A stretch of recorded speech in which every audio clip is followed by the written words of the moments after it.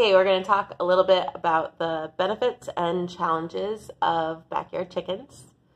Obviously, I think there's a lot of benefits. You get fresh local eggs, which is why most people get into keeping chickens in the first place. They're also fun and entertaining. They're great for kids to help out with. Kids are totally capable of and excited to collect eggs and feed and water them and just generally check on them, bring them treats, that kind of thing. Super fun.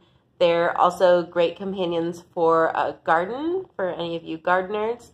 If they have access to your garden beds the beginning and the end of the season, they're really great all day long. Chickens are scratching, eating up bugs. So they're great at kind of turning the soil and eating up any pests that are in your garden. Their poop is also a really great fertilizer. You can buy bags of it at the garden store. But it's very high in nitrogen. It's very hot, so you never want to put it directly on your plants. You want to put it in a compost pile, let it sit for about 6 months till it's looking a lot more like soil, and then you can add it into your garden beds.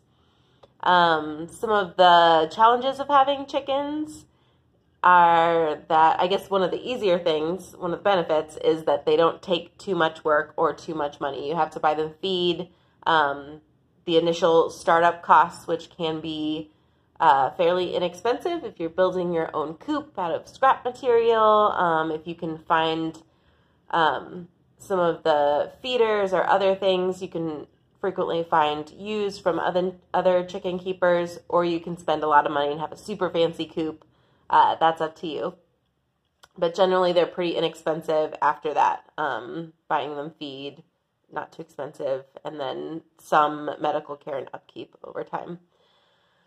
The challenges are that you do need to give them a little bit of attention every day, making sure they're locked up, collecting eggs, making sure they have food and water, but I'd say around 5 minutes a day, on average, is all the attention you need to give them, but you can give them as much as you'd like. Other challenges, when you're in the city, chickens can be loud, so it's good to have a good relationship with your neighbors, check in with them. You can remind them that you're going to have some eggs eventually that you might be into sharing. Some neighbors don't like chickens, don't think they belong in the city, and if you are free-ranging your hens in your fenced-in yard, they can certainly fly over fences and maybe end up in your neighbor's yard. So that's something to think about. Other challenges are you need to think about when you don't want chickens anymore, or if you get a rooster, one of your chickens gets hurt, or your laying hen has gotten older and she's not laying anymore. You need to, you're going to have to deal with chicken death at some point in this journey. Also, predators might come in and kill some of your chickens. So it's a very real experience with chickens that you're going to have to deal with. So